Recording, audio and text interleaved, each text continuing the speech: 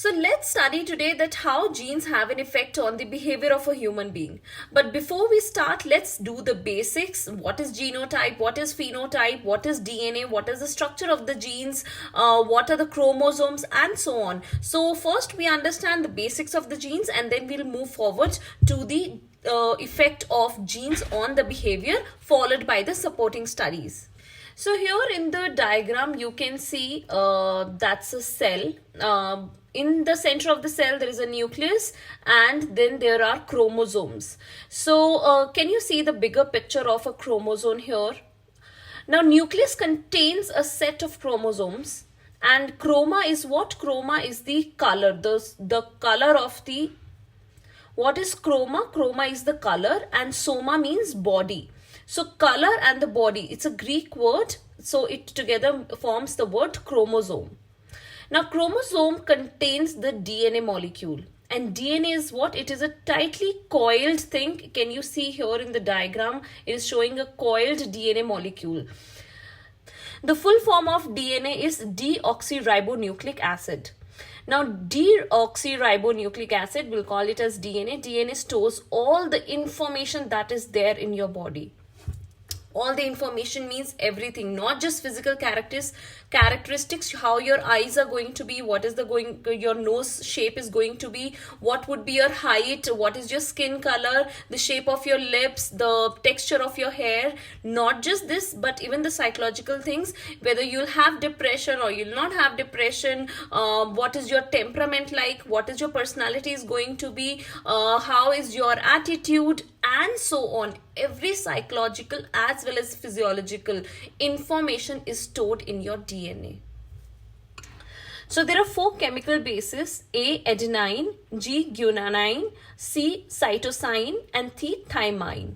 Now these bases pair up and DNA consists of 3 billion bases.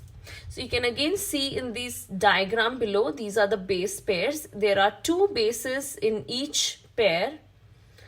Adenine and thymine together, guanine and cytosine together. So there are 23 pairs of chromosomes and each chromosome is present twice in each cell except for the sex cells. One of the chromosomes in each pair is from your mother and the other one from your father. If DNA is one extremely long sentence and base pairs are letters, then genes are probably the words. A gene is a unit of heredity, a region of DNA that encodes a specific trait or function. For example, there is a gene of eye color, a gene of height, and so on. The total number of genes in the human organism is currently estimated to be around 20,000. To summarize our metaphor, human DNA is a sentence that contains of 23 lines, 20,000 words, and 3 billion letters. Each word is spelled twice, once by the father and once by the mother, and it may be spelled a little differently by each. The combination of these 2 spellings determines the trait or a function of a person. So I hope that you have understood the basics of chromosomes. You must have studied in your junior classes, but we are just doing a revision so that your basics are clear and we can then move forward to study the effect of genes on the behavior. So here we have the alleles. So what we have referred to as spellings are actually the components known as alleles. So alleles are what? They are different forms of the gene. They can be either dominant or recessive. The trait controlled by the recessive allele only develops if the allele is present in both chromosomes in the pair, whereas the trait controlled by the dominant allele will develop it if at least one of the chromosomes in the pair contains it.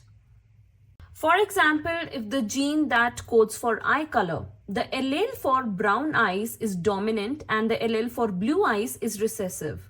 So you will have blue eyes only if both the alleles in your chromosome pairs are recessive. But if in the other 3 combinations, your eyes will be brown.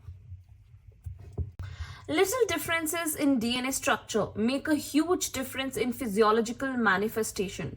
For example, chimpanzees have a 96% of genetic similarity to humans, but the remaining 4% is actually pretty huge. It explains Shakespeare, the Great Wall of China, your favorite song, and trips to the moon. Well, these are some of the very important terminologies that I think you should be familiar with. So once you're familiar with, then we can move ahead. These are just basics. The first is gene expression. What is gene expression? So it is the process where a gene initiates the process of protein formation and therefore activates the cell according to the protein that the genetic blueprint, the gene, creates. For example, in a new cell, if the gene for making it a skin cell were expressed from the DNA, all the other genes that code for other cell types would in turn be repressed and the cell would indeed manifest as a skin cell. Then here is the difference between genotype and phenotype. Let's say the genotype is the blueprint. The DNA says that genes tell the body how to do things. Phenotype is the display or representation of the same. So the thumbprint, the body organizes based on what gene says. Another example here is genotype. DNA says that genes tell the body how to do things. Then the display is what? It is the phenotype, height. The body grows based on what gene says. So the set of traits as coded in an individual's DNA is called genotype. The set of traits that actually manifest in an individual's body, appearance or behavior is called phenotype. Phenotype comprises observable characteristics, your eye color, height, and so on, and unobservable characteristics like blood type, immune system, and so on, as well as behavior. So basically, genotype is the plan and phenotype is its implementation. I hope you're clear now what is genotype, what is phenotype. We are done with the basics of genes, and now let's move to the main part of psychology, that is the methods of research. So what are the main methods where we study the effect of genetics on the behavior? There are four main methods that we'll be studying. Twin study, family study, adoption study, and molecular genetics. So let's first understand about the Human Genome Project. It was an international scientific research project with the goal of determining the base pairs that make up human DNA and of identifying, mapping, and sequencing all of these genes of the human genome from both a physical and a functional standpoint. It started in 1990 and was completed in 2003. The Human Genome Project is an international research project whose primary mission is to decipher the chemical sequence of the complete human genetic material. That is the entire genome, identifying all 50,000 to 100,000 genes contained within the genome and provide research tools to analyze all this genetic information. So if you see in genetic research in humans, to large extent is based on correlational studies. This means that a researcher establishes that there is a relationship between variables, but the researcher does not manipulate an independent variable as in an experiment. This is an important point to note. There is no causal effect here. IV cannot be manipulated. Therefore, no cause and effect can be determined. Since the completion of the Human Genome Project, we have seen a change in how genetic research is carried out. So there are twin studies, family studies, and adoption studies. One of the ways to study the possible correlation between genetic inheritance and behavior is through twin research. So researchers study twins because they share common genetic material.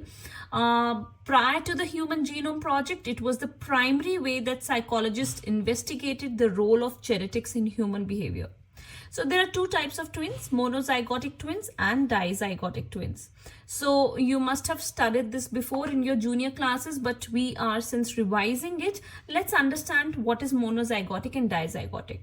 So monozygotic twins are genetically identical because they are formed from one fertilized egg that splits into two. So these twins are of the same sex and look very much alike. Dizygotic means from two eggs. Dizygotic twins will not be any closer genetically than brothers and sisters. On average, they will have about 50% of their genes in common. These twins are not necessarily of the same sex.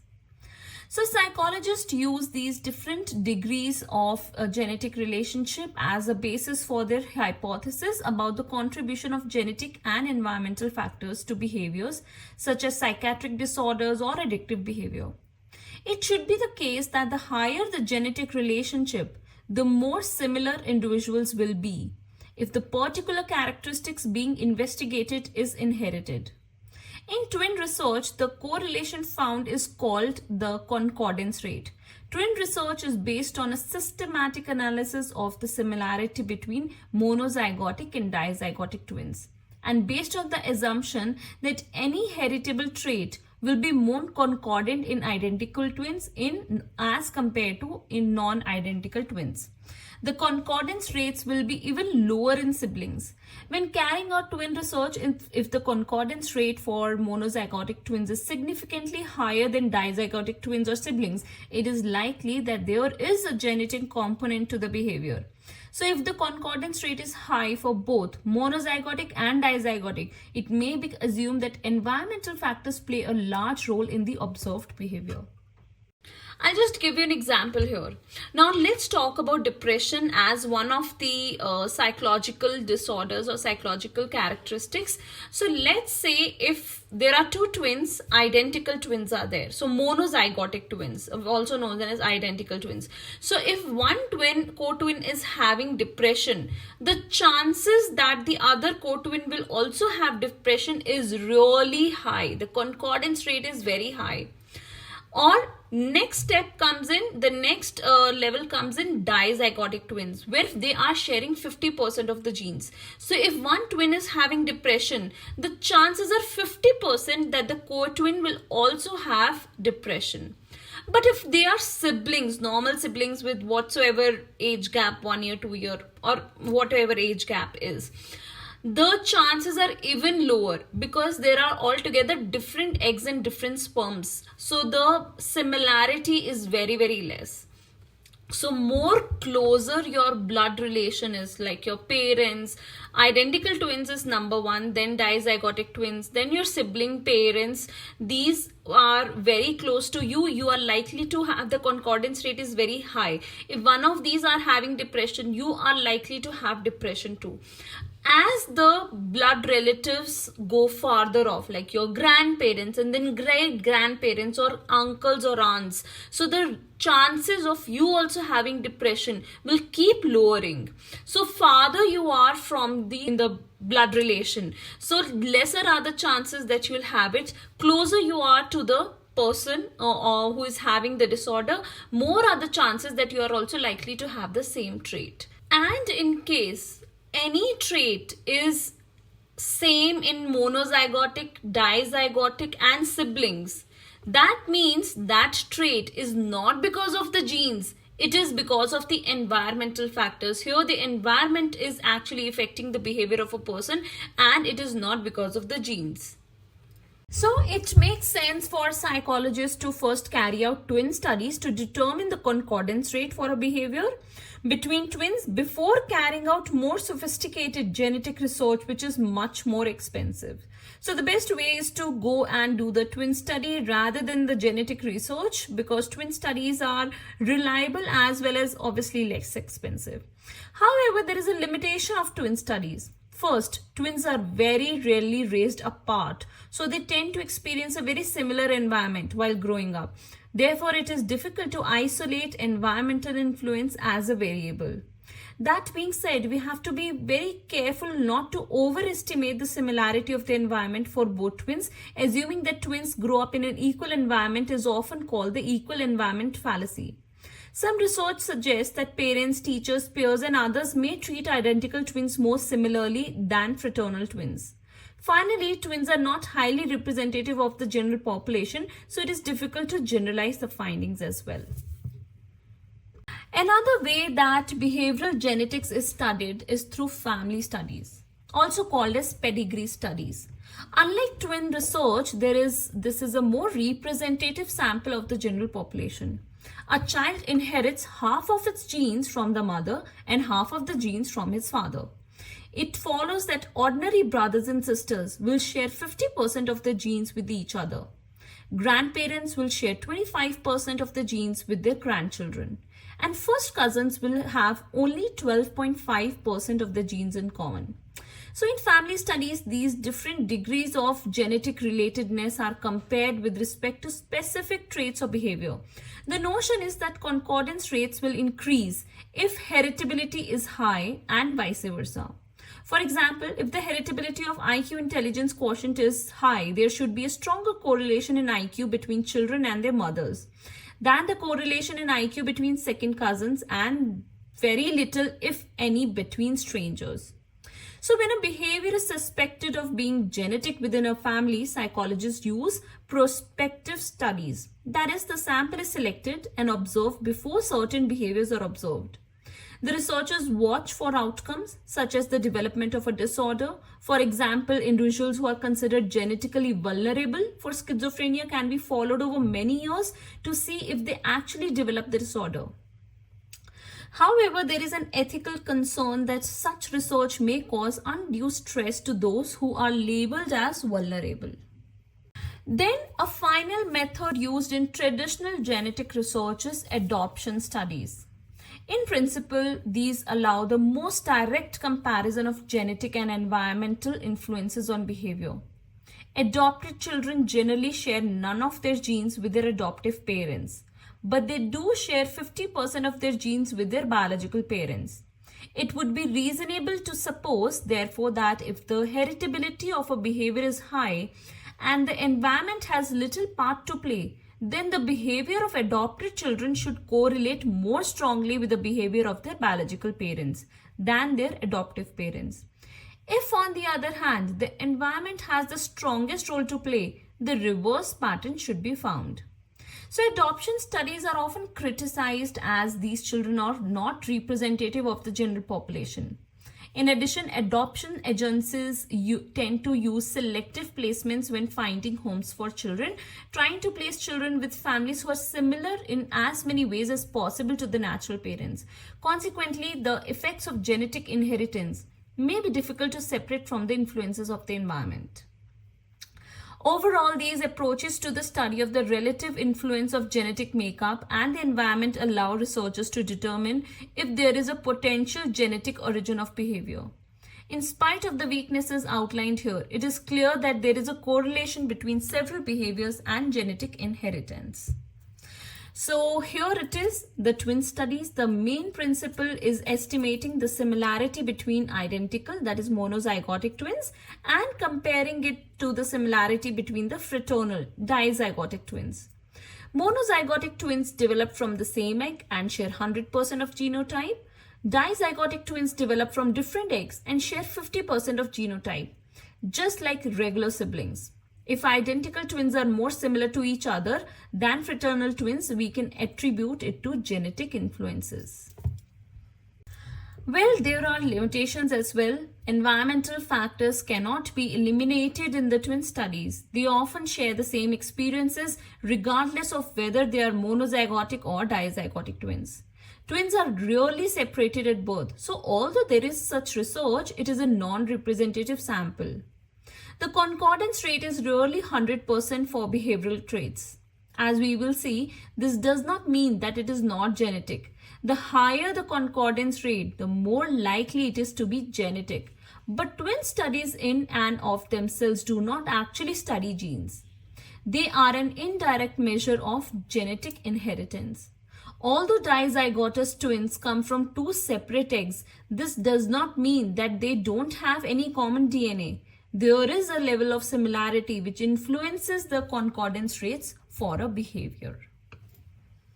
Let's come and study the family studies then. This method also uses the principle of genetic relatedness but compares relatives on a broader scale and across generations. For example, comparing children to parents, grandparents, siblings, cousins, uncles, and aunts. So what is a pedigree study? Also called as family studies. These studies look at the concordance rate of a behavior within a family across several generations. The idea is that the more closely related you are to someone in your family, the more similar you should be. For example, siblings should be more similar to each other than second cousins. Also, one can see if a behavior is inherited from one generation to the next. So why use this technique? The sample is more representative than other samples. It also allows for similarity in culture and to some extent environment. Limitations. Members of a family share the same environment, so it is difficult to rule out these factors in behavior. There is no actual identification of specific genes, so it is an indirect measure of genetic inheritance. And often data is anecdotal in nature. People remember that great-grandmother Josephine seemed to have Alzheimer's disease, but there was never a diagnosis. Grand-uncle Bob never married and seemed to be homosexual. Waiting several generations to determine if a behavior is genetic is a rather inefficient strategy in human research. Works better in animal research. Modern understandings of epigenetics show us that this strategy is not as clear-cut as it may seem. So the next is adoption studies. These compare adopted children to their adoptive parents, biological parents, adoptive siblings, and biological siblings. We can infer genetic influences if adopted children are more similar to the biological parents than to their adoptive parents. Now, why use this technique? Adoption studies allow researchers to isolate variables. If a biological mother has no contact since birth and still matches, for example, IQ better than the adoptive mother, this is strong evidence that genes play a significant role in the development of this trait. But the limitations are that selective placement is a problem. Babies tend to placed with families similar in background to the birth mother. Adopted children are not representative of all children. Living in with an adoptive family and knowing one has been adopted may have effects on an individual's behavior. There are ethical considerations in searching for adoptive individuals. It is a privacy concern. Revealing to someone that they have in fact been adopted could result in undue stress. And the last is molecular genetics.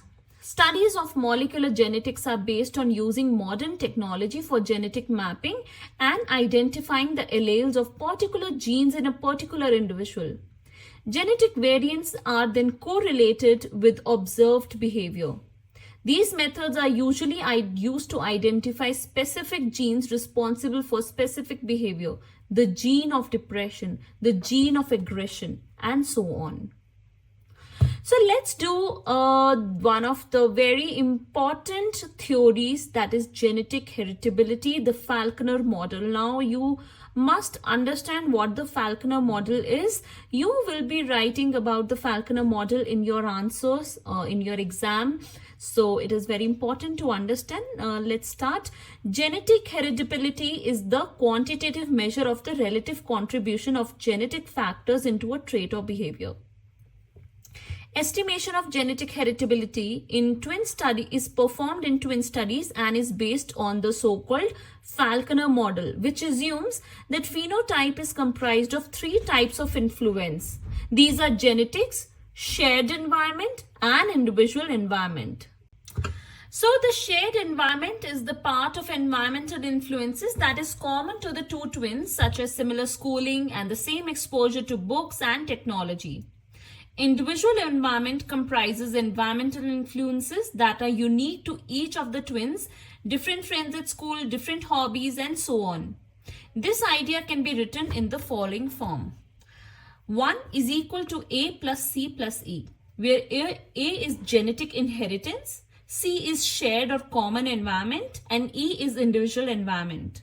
In this formula, 1 means that the combination of these three influences theoretically can explain 100% of observed variation in phenotype.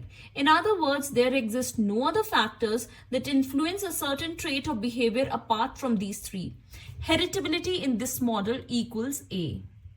So let's do the kinship studies, family studies, and pedigree studies. First step in determining whether a behavior or a psychological disorder runs in family. So kinship studies have several basic characteristics. They measure the frequency of a behavior across generations. They measure the frequency of a behavior within a generation. They are often longitudinal. They use case control studies. Case control studies are retrospective. They clearly define two groups at the start, one with the behavior disorder and one without the behavior disorder. They look back to assess whether there is a statistically significant difference in the rates of exposure to a defined risk factor between the groups, in this case to potential genetic inheritance. So that is the importance of doing the kinship studies or family studies. Now we are done with the specific knowledge that you need to write in your 22 marker. After that, we also need to write a supporting study for the same. So for kinship study, we have Depression by Weisman et al. 2005. So this study by Weisman et al. 2005 for depression. Weisman et al. 2005 carried out a longitudinal kinship study with a sample of 161 grandchildren and their parents and grandparents to study the potential genetic nature of major depressive disorder. The study took place over a 20-year period. Looking at families at high and low risk for depression. The original sample of depressed patients, now the grandparents, was selected from an outpatient clinic with a specialization in the treatment of mood disorders. The non-depressed participants were selected from the same local community. The original sample of depressed patients, now the grandparents, was selected from an outpatient clinic with a specialization in the treatment of mood disorders. The non-depressed participants were selected from the same local community. The original sample of parents and children were interviewed 4 times during this period. The children are now adults and have children of their own, allowing for the study of the third generation. Data was collected from clinicians, blind to past diagnosis of depression or to data collected in previous interviews. Children were evaluated by 2 experienced clinicians, a child psychiatrist and a psychologist. The researchers found high rates of psychiatric disorders in the grandchildren with 2 generations of major depression. By 12 years old, 59.2% of the grandchildren were already showing signs of a psychiatric disorder, most commonly anxiety disorders. Children had an increased risk of any disorder if depression was observed in both the grandparents and the parents compared to children where parents were not depressed. In addition, the severity of a parent's depression was correlated with an increased rate of mood disorders in the children. On the other hand, if a parent was depressed, but there was no history of depression in the grandparents, there was no significant effect of parental depression on the grandchildren. So evaluating the kinship studies limit the overall genetic variability of the sample, which increases the statistical power of any GE discovery.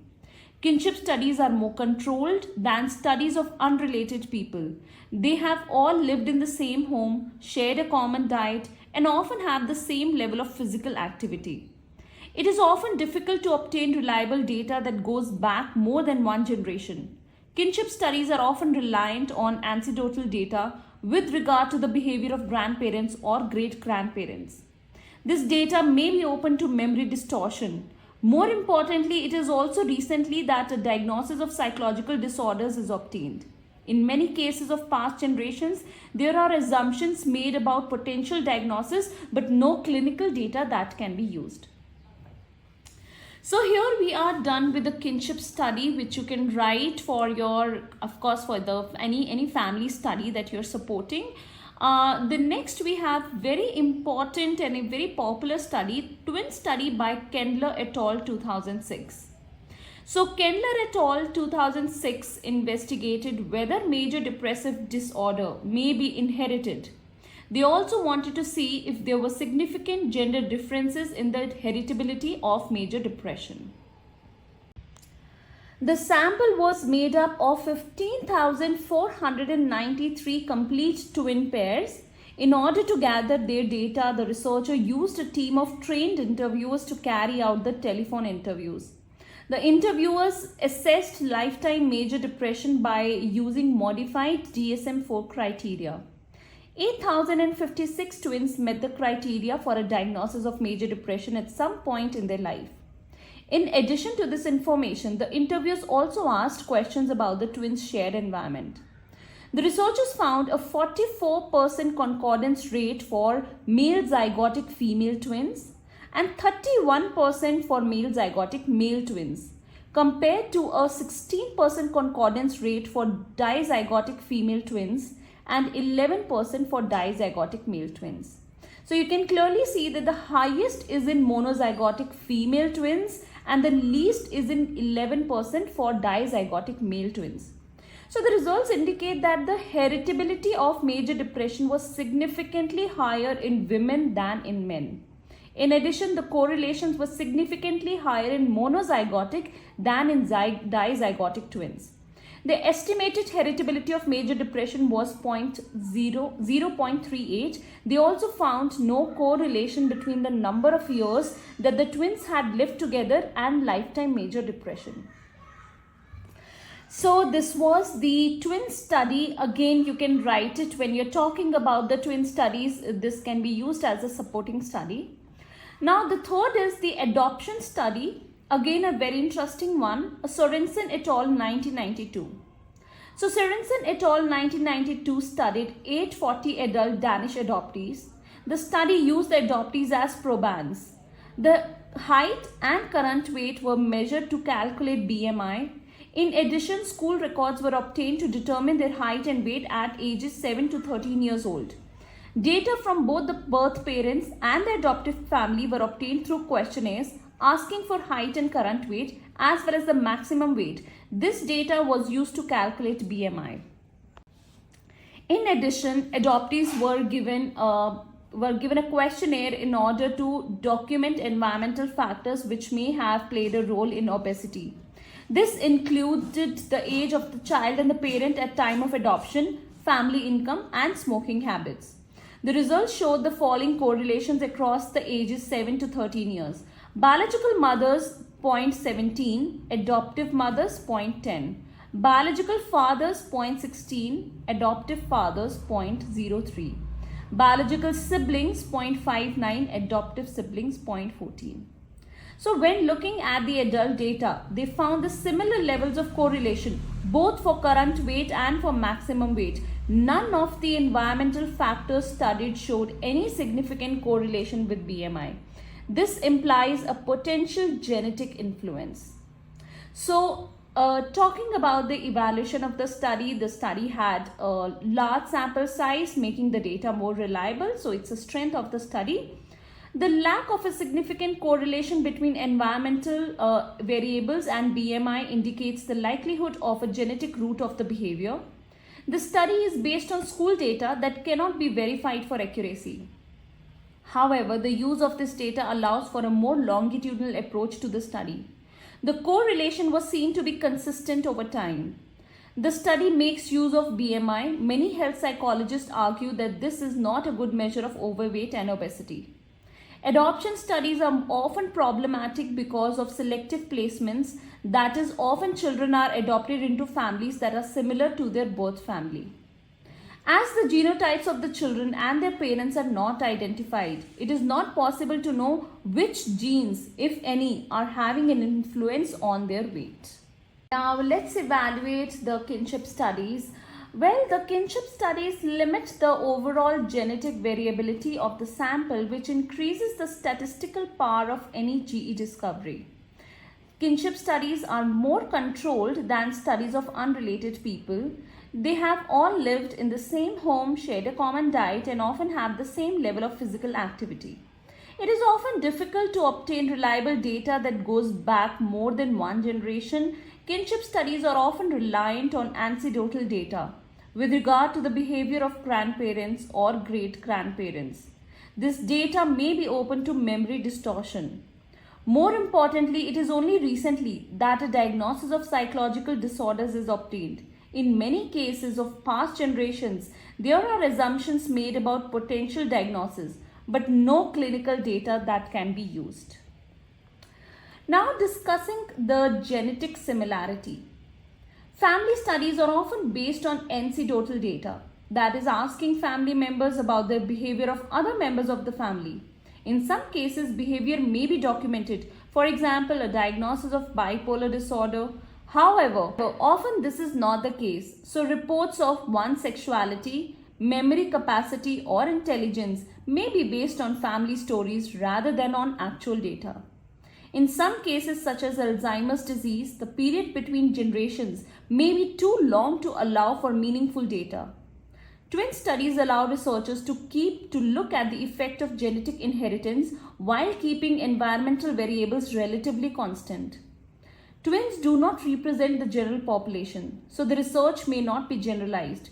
For example, there may be genetic factors that lead to higher rates of twins in some women. In addition, twins are raised with someone that looks just like them and shares their experiences. So most of the twin registry databases from which samples are drawn are from the developed world. The most commonly used are in Sweden, Denmark, Norway, Finland, Australia, the USA, and the United Kingdom. The Sri Lankan Twin Registry, established in 1996, is the only existing population-based twin registry in a low-income country. Adoption studies allow us to compare a child to their biological and adoptive parents. If the parents is more similar to their biological than their adoptive parents, this indicates a possible genetic root of their behavior. Children that know that they are adopted are not representative of the general population. A large amount of adoption research focuses on the behavior of the birth mother rather than on the father. So, to what extent does genetic inheritance influence behavior? The role of genetics in the study of human behavior has been very influential. Prior to research that indicated that sexual orientation may have its roots in our genetic coding, homosexuality was considered a mental illness. In some countries and states within the USA, homosexuality was illegal. Bailey and Pilart's 1991 study is one of the more frequently cited studies of the genetic basis of sexual orientation. It is important to understand how the study was done and why the study is rather problematic. So the researchers recruited monozygotic and dizygotic twins as well as the adoptive brothers through gay publications. All of the participants in the sample were voluntary and male. All twins in the study were raised together, which means that we can reasonably assume that the environment was highly similar. The sexual orientation and relatives was assessed either by asking relatives directly or, when this was impossible, asking the gay participant who had volunteered for the study. In addition, the researchers used questionnaires to assess the participants' level of childhood gender non-conformity (CGN). Childhood gender non-conformity is a phenomenon in which prepubescent children do not conform to expected gender-related patterns or identify with the opposite gender. Gender non-conformity in children can have many forms, reflecting various ways in which a child relates to his or her gender. These behaviors include, but are not limited to, cross-gender clothing and grooming preferences, playing with toys generally associated with the opposite sex, preference for playmates of the opposite sex, identification with characters of the opposite sex in stories, cartoons, or films. Bailey and Pilart found that 52% of monozygotic twins were both self-identified homosexuals, 22% of dizygotic twins were so, and 11% of non-related adopted brothers were so. A later study showed that non-twin brothers had a rate of 9.2%. This evidence shows that the more closely genetically linked a pair is, the more likely they both are to exhibit gay or straight tendencies. The researchers found that the participants' self-reported history of childhood gender non-conformity did not predict sexuality in any of the three samples. Thus, childhood gender non-conformity does not appear to be correlated with the development of homosexuality. However, monozygotic pairs were very similar in their level of childhood gender non-conformity. So let's do the evaluation of the study. Now, in the evaluation, we see that the fact that it is not a random sample means that the study is open to ascertainment bias. As a result, the sample is not representative. The study relies on a self-reported data. Even zygosity was determined by asking the participants. So a person could say that his twin was monozygotic, but there was no evidence provided to verify this. Often the sexuality of the brother was reported by the gay twin, but without verification from the brother.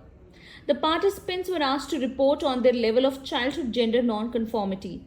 There is the problem that this information is retrospective in nature, that is, they are trying to recall what their behavior was like as children. Memories are open to distortion, especially as the stereotype of the gay child may influence their perception of what they were like as a children.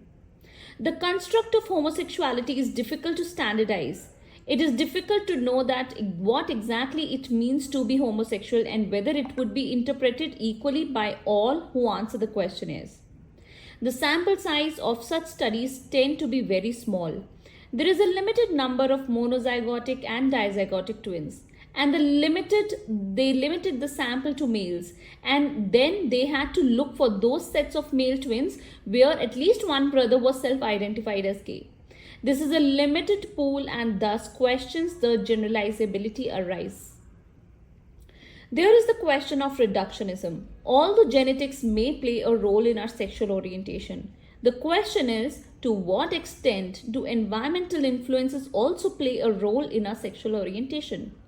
Most probably, our sexual orientation is not attributable to a single gene, nor solely to biological factors. It is most probably an interaction between biological and environmental factors.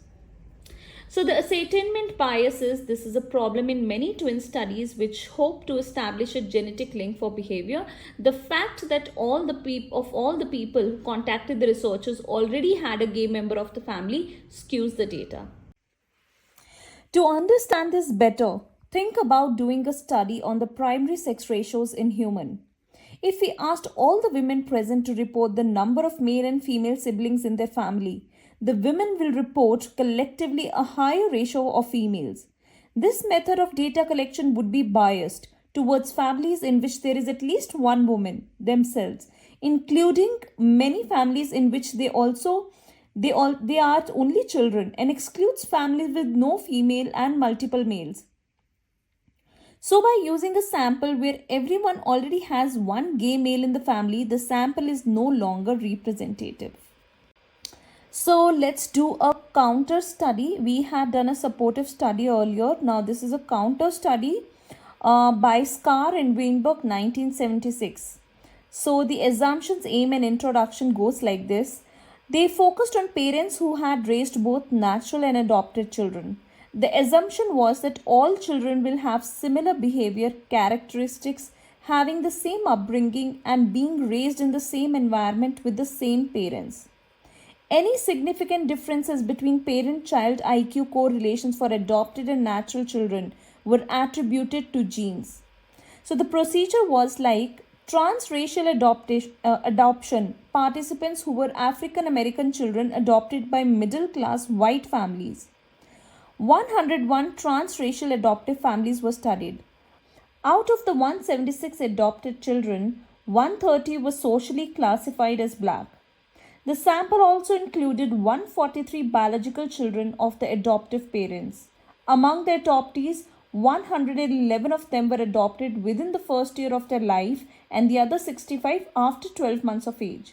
The researchers collected data on intellectual performance and academic achievement, on personality and psychopathology, and on family members' life adjustment. So the results showed that the researchers found no significant difference in IQ correlations. They were found to have an average of IQ of 106 at the age of 7. Whereas children of a similar background brought up in low-income biological families had an average IQ of 97. The IQs of the adopted African American children in Scar and Weinberg study was tested years later. By the age 17, their IQs had dropped to 97. Same as the average for children of similar background brought up in their biological families. So what is the connection to study this question is that this finding supports the influence of the environment on behavior, overriding the influence of genetics. This suggests that intelligence has a lot to do with the environment as well as genetics. Through this study, researchers have made a link that an enriched environment may raise IQ in children. However, it is also likely that there is a strong interaction between genes and the environment to produce intelligence level. So let's do the evaluation of the study. Well, the limitations were that IQ of parents was unknown. There may have been a correlation between the IQ of the parents and the children, which was unaccounted for. No consideration of the selective placement of children was there. Often adoption agencies attempt to place children into families that they are similar to. This may be the cause of the concordance rate between the adopted children and their adopted family. Lack of consideration for children who were adopted at a late age and may have been brought up in care. So Weinberg's findings support the hypothesis proposed by Scar and McCartney. Genes affect an individual's preference for particular environments. The environment then affects the development of the individual. Genetically similar people will tend to select similar environments, thus leading to similar IQ. Genes affect an individual's preference for particular environments. The environment then affects the development of the individual. Genetically similar people will tend to select similar environments, thus leading to similar IQ. Found concordance rates of IQ between biological parent and child increases over time. It is possible that genetic predisposition influences individuals to tend towards environments that accentuate that disposition, thus leading to increased heritability throughout their lifespan. The niche picking hypothesis supports the influence of genetics on IQ. So the conclusion is that genetics can influence intelligence as shown by supporting studies on influence of genetics. Scar and Weinberg provided findings to suggest that the environmental factors of race affects intelligence adopted children have a higher IQ correlation with the race of the adoptive family rather than biological race. However, upon later testing, the adopted children's IQs correlated with that of biologically similar children rather than adoptive race. Explained by niche picking, Scar and McCartney, which supports genetic influence on intelligence. Genetic inheritance influences intelligence and thus behavior to a great extent. Large amount of supporting research, the niche picking hypothesis refutes environmental factors. Although it is important to note that the role of genetics in determining human behavior and physical characteristics is significant. It is essential to bear in mind that although some characteristics are strongly affected by genetic inheritance, it is not a simple causal relationship, as other factors, such as the environment, can influence, thus alter certain behavior. So let's understand what is niche picking. Niche picking, the influence of genetics on the environment. This is very interesting. Genes and environment are not completely independent. In many instances, genes influence environment too. So till now we have only learned that environment influences the genes, but this time we are going to understand that how genes influence environment. So we need to look at how the interaction between these two factors develop dynamically. So we need to look at how the interaction between these two factors develops dynamically. One form of this dynamic development is niche picking. The phenomena that genetic predisposition causes individuals to select environments that in turn start to affect their behavior.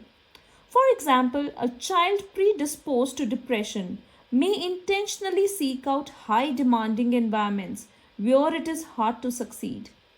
Niche picking may explain one interesting property of heritability coefficients. They change during life, typically becoming larger. This means that if you use a sample of adolescent twins and the Falconer model to arrive at an estimate of heritability A, this estimate would typically be smaller if you use a sample of older twins. So as you grow up, your genetic program unfolds, causing you to choose certain niches in the environment. In this way, in terms of their behavior, Monozygotic twins become more and more similar with age. This phenomenon cannot be explained by the Falconer model. So, the influence of environment on genetics, that is, regulation of gene expression. Biologically, genotype becomes manifested as phenotype through a process called gene expression. Each gene contains instructions for the synthesis of a functional product, in most cases, a protein, a molecule which will then influence the chemical composition of the cells that determine the trait, eye color, for example. For simplicity, from now on, we will call all functional products proteins. Proteins usually are a chain of amino acids. The process of constructing a protein based on the plan encoded in the DNA involves two major steps: transcription and translation. In transcription, the sequence of the gene is copied to make an RNA, ribonucleic acid molecule. In translation, the RNA molecule is decoded into a sequence of amino acids in a protein. So, transcription uses the same language of base pairs, while translation uses a different language of amino acids in a protein. Transcription is like photocopying, and translation is like reading aloud from the photocopy. In human, transcription takes place in the nucleus of a cell. The translation takes place in cell structures known as ribosomes. A ribosome latches onto the RNA molecule, finds its starting point, indicated by a special chemical, and rapidly moves along the RNA, synthesizing one amino acid at a time, building a protein that mirrors the RNA. Once the protein is finished, it is transported to its destination, either within the cell or not, and performs its job. A wide range of sophisticated mechanisms can be used by the body to increase or decrease the production of proteins based on the genetic code. Collectively, these mechanisms are known as regulation of gene expression. The important implication here is that having a gene does not automatically mean that this gene will be manifested in the phenotype. Any step of gene expression can be modulated, from the DNA RNA transcription to modification of a protein after translation. Some genes can be suppressed completely. The process when chemicals are added to the DNA molecule and so repress gene transcription is known as methylation. Imagine your photocopying machine started to print certain words indistinctly, as if trying to refuse to print these words. That's what methylation can probably be compared to. Regulation of gene expression results in epigenetic changes, from the Greek epi meaning over or outside of. Deviation of phenotypes from the genetic code in the DNA sequence. Epigenetic changes can be attributed to environmental influences, and in this sense, it is a study of how nurture influences nature. So, niche picking is a psychological theory that people choose environments that complement their heredity. For example, extroverts may deliberately engage with others like themselves. Niche picking is a component of gene environment correlation. Example, active genotype environment correlation occurs when individuals seek out environments that support their genetic tendencies. This is also referred to as niche picking. For example, children who are musically inclined seek out music instruction and opportunities that facilitate their natural musical ability.